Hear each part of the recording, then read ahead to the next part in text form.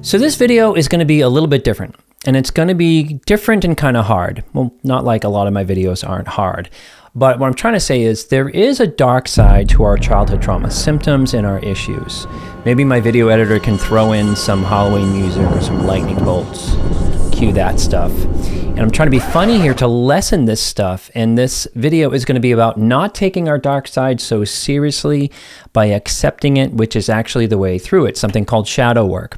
And I'm kind of making fun of how there seems to be a vibe about how shadow work kind of has to involve darkness or dankness, which is a little bit over the top for me. You know, a lot of my videos cover abusive family system dynamics, our symptoms, our issues, and stuff that we're trying to fix and what that process might look like.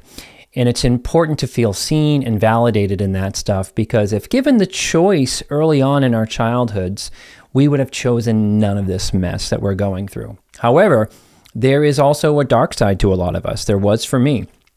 We can be intense, we can be defensive, we can be neurotic, we can be negative, we can even be vindictive. Things can come out of nowhere for us, and we might freak out on those who are close to us, including ourselves.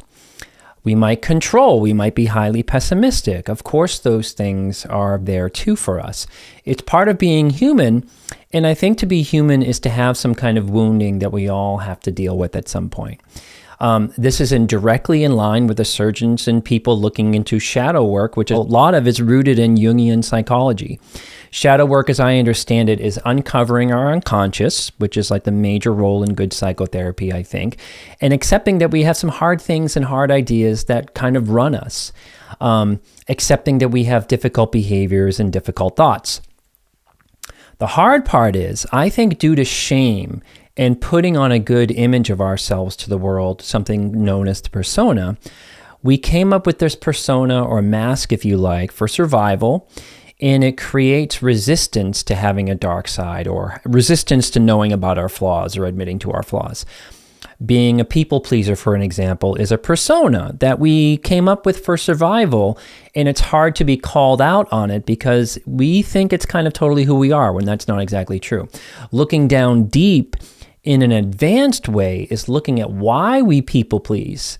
And at the beginning of our recovery, we are usually really disconnected from all of those reasons about why we took on that persona. So like when someone tells a childhood trauma survivor, I've heard this a lot, that they're intense. It's hard to agree with that because the inner child just interprets it as maybe just criticism, or we've made a horrendous mistake, or it feels like, again, someone is messing with us when we're just trying to do our best. So that's the feelings around being told that we're intense. But the reality is, many of us are super intense. I was. We take things very seriously due to that shame rooted in childhood trauma. We might walk away from being told we're intense as like, what do you know? Or you don't know what it's like to be me, or I'm going to do better and never be intense again. I'm going to be perfect from now on. That's usually some common reactions we might have to being told we're intense. But there is no learning in that. It's just more of the same of trying to hide it or put it away. Those are more strategies of making it not true to ourselves. So let's look at some examples. I'm going to go through 4 of behaviors and ideas that are about our shadow. I'm going to be giving some examples from my own life that you'll probably resonate with, and many of these 4 are going to overlap with each other, so it might be a little bit confusing. So I'm going to be going over the example, where it comes from in our childhood, and other ways that it might manifest. And towards the end of the video, I'll give some ideas on how you can work on the shadow issues in the form of prompts. So as always, if you identify with being neurodivergent, you may have to factor that into these examples, which can be tricky. I'm neurotypical, so I'm giving it from that lens as best as I can. Try to focus on it coming from the lens of childhood trauma if you can kind of do that. So here we go. Here's number 1. It's something that I'm calling guarded distrust that kind of comes out of nowhere. And it's rooted in really the shadow issue of around trust. So in the middle of my own trauma work, I started dating this amazing woman. We were really young. We were about 22 or so. And we were in that like glorious 5 to 6 week falling in love period, that beginning of a relationship. We worked together at this restaurant, is how we met. And one night we were going along fine, but she called me one night and told me she needed to cancel hanging out with me because she had a friend who was kind of in trouble. And I had this immediate trigger and told her we were finished, like right there. And then on the spot, I had all this contempt for her that came out of nowhere. And there was this automatic, immediate experience that I don't know where that came from. And it was just a huge reaction, not warranted for the situation. Kind of tells us that we're going through a trigger. It's like when the punishment doesn't fit the crime kind of a thing. And there is this classic childhood trauma survivor vibe is that I was like, you're dead to me. You're dead to me, Fredo. like a mafiosa thing. And the poor woman was confused. She tried to talk me out of it. She tried to reconcile, but there was really no going back for me. I was way too self-righteous, which is a sign of being triggered, very triggered. And as a side note, this guardedness overlaps with some other issues on my list, such as later when I talk about being self-consumed. So occasionally, in the right circumstance of triggering factors, I would do this highly distrusting, angry thing with people here that kind of came out sideways. You might have heard me talk before about how our trauma comes out sideways. And I still regret doing this to this person. And she was like really lovely and wonderful and was probably very confusing and hurtful to her. And again, we were doing fine. So this came out of nowhere, which is really the point I keep emphasizing. This shadow piece came out of nowhere, came from the unconscious. In therapy, I was able to get help in figuring out that whenever I felt someone close to me was letting me down or was manipulating me from a place of, like that part of my trigger was feeling kind of toyed with, like, I like you, but that has its limits or it has a shelf life to it. And here's the real me. I'm really not that into you is what probably my trigger was about. And I would get really angry and self-righteous in those moments. So where this comes from in my own childhood, I grew up in a lot of emotional neglect. I grew up in alcoholism and really inconsistent parenting, inconsistent bonding.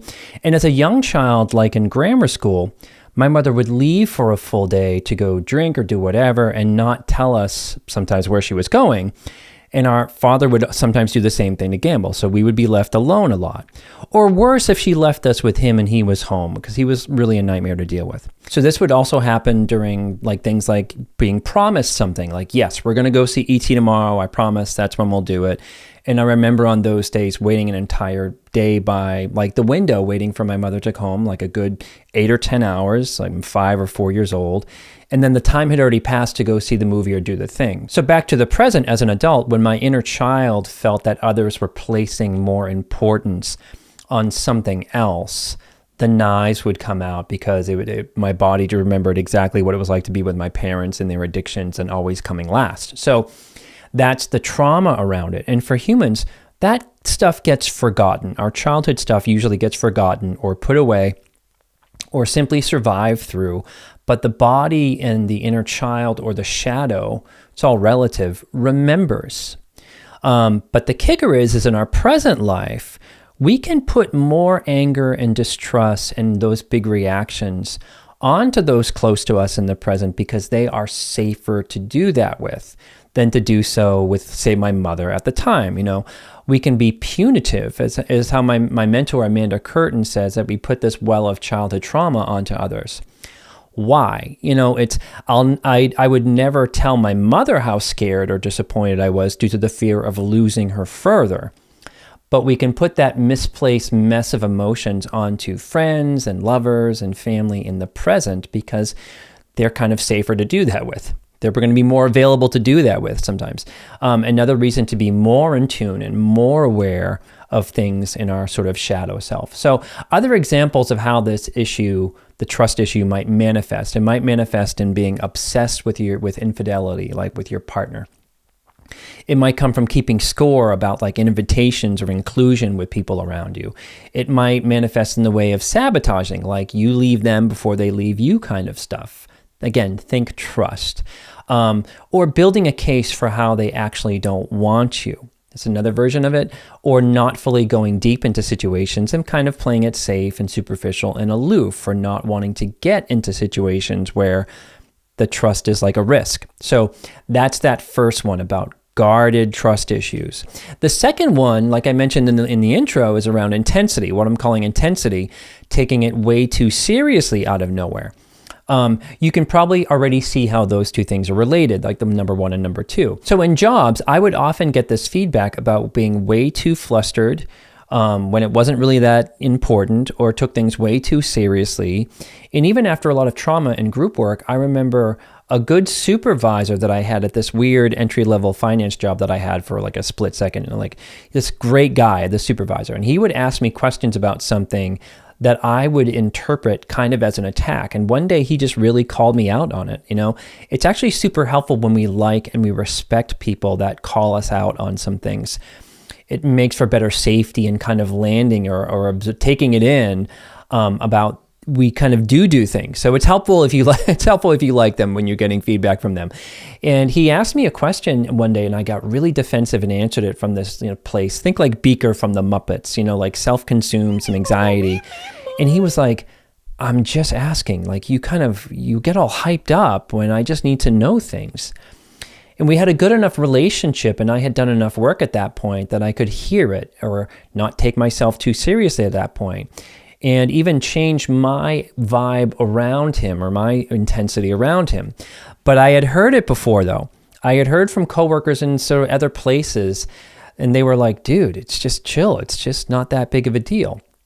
So where that might come from me in childhood is growing up, we lived like a lot of toxic families do in survival mode and shame. Going to another family member's house who was more put together than we were, you had to look better than you actually were. And to hide the shame or hide the condition of the house that you lived in, if you grew up in some chaos and poverty, you had to really clean and prep things for company, despite the house still looking kind of chaotic and neglected. So there was a charge to looking a certain way to people. This is how shame manifests in our lives, if people found things out when you were trying to hide things such as like, domestic violence, that would happen, or the craziness or the drunkenness that you were growing up around. We were trying to cover up the shame of our parents' lifestyle and dysfunction, so you kind of lived on an edge that carried over, say, into my schooling years, like grammar school, adolescence, high school. You were terrified if someone said anything to you, like a bully or a teacher, because it felt like you were failing at keeping up a good front. This is tricky how shame manifests in other places. And you don't have to grow up in a family like I grew up in. If you have this like kind of looks good on paper, affluent, you have to look amazing. That's another form of we can be intense around those things, because you're a bad person if you don't sort of like get A's or look good or whatever. So there was this energy for me is like, please don't let anyone find out what my home life is really like, and things like homework or what you wore, if you were cool or not, or what you said in class. All those things had such high stakes for kids who are being abused at home. So other examples of how this intensity or this neuroticism might kind of look like, it's all actually pretty normal if you're growing up in a lack of safety. It can look like perfectionism. So one way we can be neurotic. Or perfectionism that is rooted in not looking foolish, another version of it. Being more focused on things like things being done right, like being controlling versus being empathic or chill, making the stakes way too high, like what you bring to a party and how you look matters too much. All of those fall under that kind of intensity that is coming from childhood trauma. And if we're not connected with it, if we're not really connected with making that conscious, we're not going to learn from it. You know what I mean? We're just going to still do the same things. So moving on to number 3, a huge one here is taking it personally. Wounding is kind of like what I'm talking about. This one is so big. This one is super tough because our families often use our sensitivity as kids, or just how we're wired, as a way to gaslight. And there is a paradox that we become highly sensitive to criticism because growing up, criticism was often really pointed and really personal. It was personal. So feedback from me, and I'm assuming for you as well, if you grew up in toxicity that was really, really off, often childhood trauma survivors, there is often a trigger around feeling like you're being kicked when you're already down. That's what feels very personable about feedback. So some overlap in the prior two examples that I gave. I took that girlfriend's rescheduling on me that night very personal. I took the questions from that boss really personal because it felt like in my body that when someone disappoints you, it's a message about you. It's a personal message about you. That's what it feels like. That's not the reality, but that's what it feels like. Or if a boss was asking something, their asking was kind of thinking that I was sketchy and now they needed to control me or monitor me. All very personally speaking. So related to that, in my groups, in my childhood trauma groups, once in a while I'll do this exercise asking the group how they respond to feedback, positive feedback, negative feedback, or neutral feedback. Positive feedback can feel manipulative and not really true, and we can take that personally. Negative feedback, which feels more familiar, unfortunately, we can become defensive about it and kind of take it all in, which is also to take it personally. And taking it personally doesn't always mean rejecting it. It can mean absorbing it resentfully, believing that they're right or whatever, but still having personal feelings about it. And neutral feedback is really the worst because it makes us feel very untrusting, like they're withholding something from us. And we can take that personally. Like you ask your partner, like, how's the spaghetti I made you? And they're like, yeah, it's good, spaghetti, We can even take that personally because we believe that they're lying to us or something like that. Anyway, hopefully that makes sense. So where this comes from for me in childhood is I shared this in another video, and I'll put the description around this incident with my mother in the link of the description of the video. And this incident was around like an awards ceremony at the end of grammar school. In short, at the end of grammar school, sixth grade, I got the class clown award. I wasn't really interested in being a good student or sports. I was interested in making people laugh to get attention, and it worked. I could have a bit of a social life and make a teacher laugh or annoy them as a way to feel like I mattered or I had an impact on others, when that very much wasn't true at home. And my mother came to this ceremony like half drunk or drunk, and she raged at me when we got out of there for getting such a lame award, which I was proud of actually, but it was like a reflection on her, despite the feeling of shame that my friends got sports or academic awards. So she really, really got in my face about it. And my mother made this very personal, like I was making a fool out of her, when in reality, I didn't have any structure or parenting help with grades. It was always, you better shape up and don't be a loser. Like that was the extent of the parenting. And that's a big example, but a smaller and on the more daily examples where my mother would make it personal if we needed help from her, like getting to a store, about getting a school project done for school. And we were burdens, and they let us really know about it in a very personal, shaming way. There was like verbal abuse, there was intense shaming, simply, shaming a kid for being a kid and blaming them for things out of their control, all very personal that you'll probably relate to. And this took a lot of sorting out in therapy to realize that the alcoholic blames others around them for their highly chaotic and dysfunctional lifestyle and impact they have on people. So some other examples how this issue kind of manifests for others. Taking it personally. It can look like keeping score, like being passive aggressive or waiting for your partner to mess up so you can give it back to them when they gave you feedback. Like good times. Another is interpreting when you see other coworkers or other friends having relationships that don't involve you, taking that personally, like it's something about you. Feeling someone will get recognition or attention and you're not, can feel a bit personal. There can be competitiveness, comparing yourself to others and having stories in your mind. It can feel very personal when you see other people get opportunities and you don't. So as a side note here, my mother acted like there was a conspiracy against her in the world. She took the world very personal. If the neighbor got a new car or they went on vacation, I can still, hear my mom like, must be real nice to be handed things like that. And she couldn't connect her drinking or her codependency or the mess in her life as things maybe holding her back from having more abundance or more healthy things in her life. And she took the fortune of others. You might relate to this as one of your parents if they did this. She took the fortune of others, or actually that they were doing better in life in terms of functioning. She took that very personally which we kind of absorbed as her outlook in the world. So as a late teens and in my early 20s, I had a pretty disgusted view of people my age who grew up in better families or higher functioning families and had better opportunities. Must be nice to have parents that fly you home for the holidays when I'm really kind of out there, familyless kind of a thing. So I'm not dismissing different socioeconomic factors here. I, waited tables in several restaurants outside of places like Harvard and MIT, and I served kids who landed in those universities while I picked up their used plates and brought them more ketchup, and it felt very personal to me, but that actually wasn't the truth.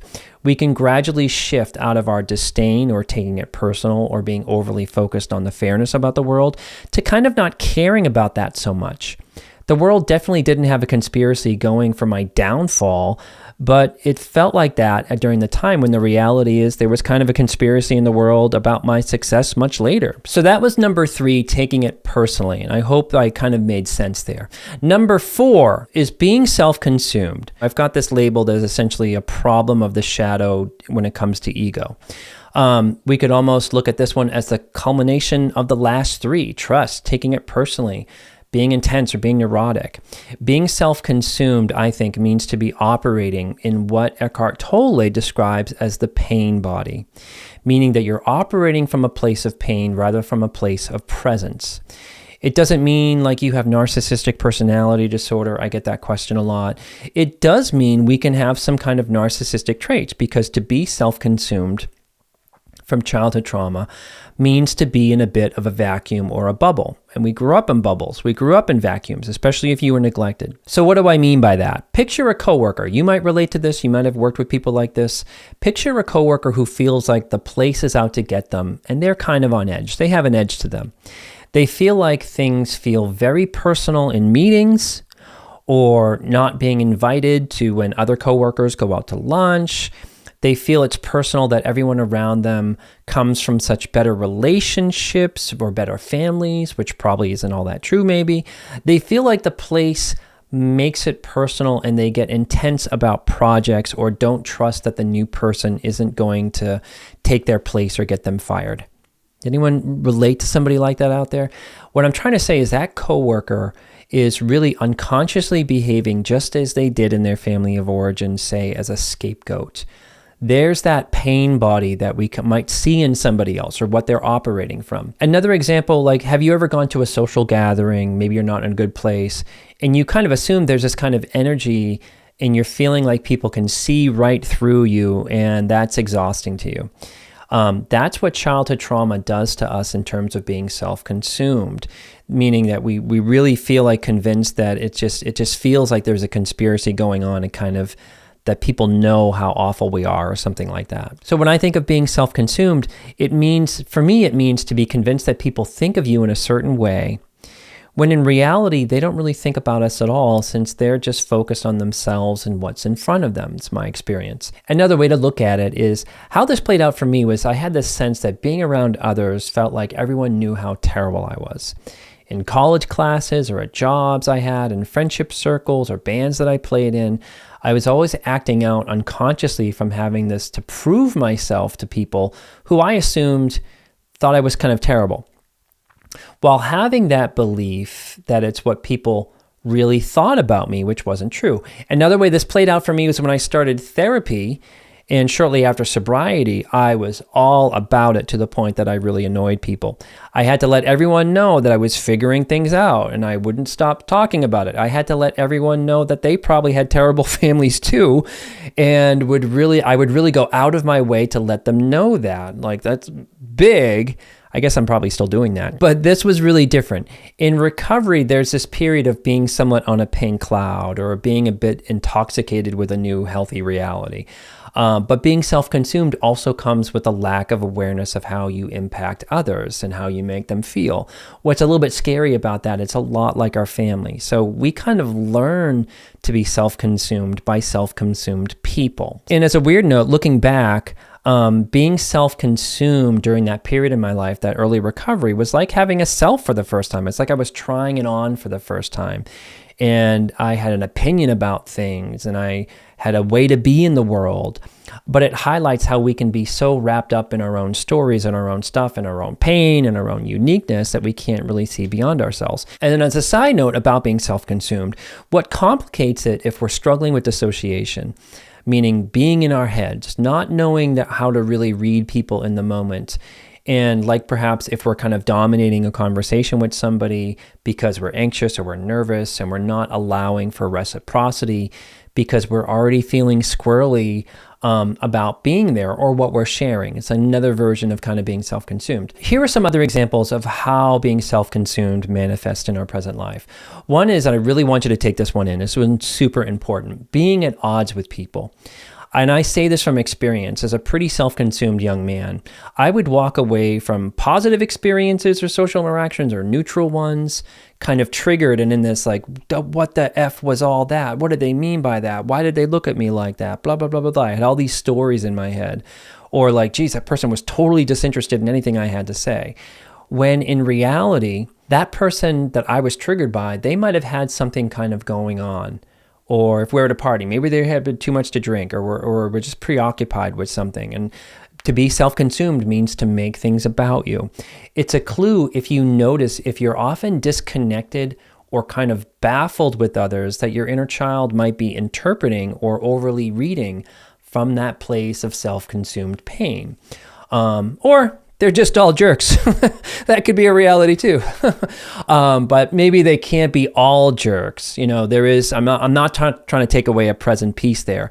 But if you feel really disconnected from people or baffled by people, that kind of might be a clue. Moving on, another example of being self-consumed in the present is being overly aware of what others might be thinking about you. We think about it way too much.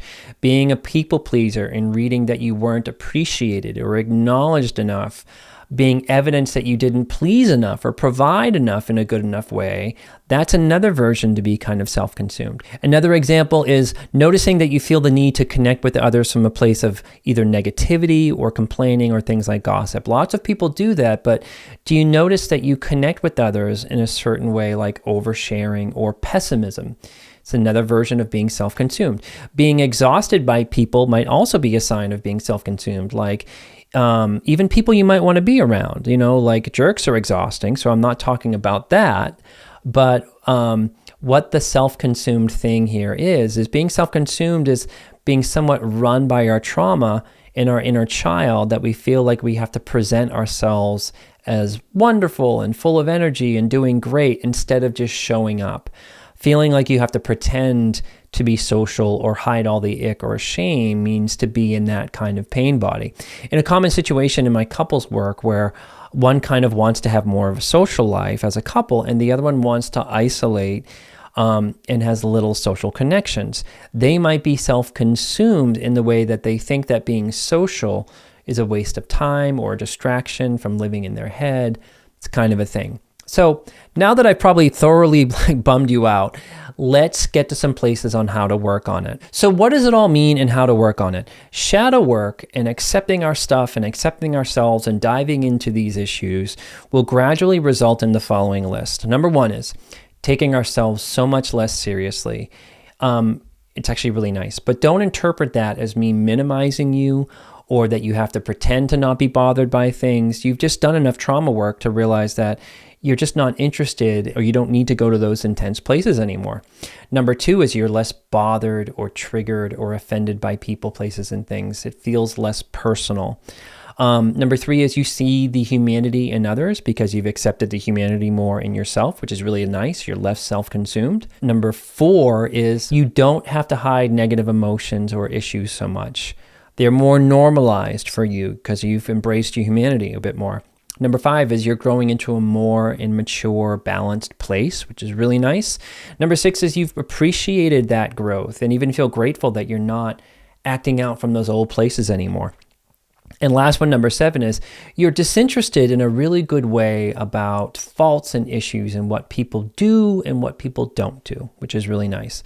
Here are some journaling prompts or ideas about getting you to look into any or all of those four issues, whatever you identify with.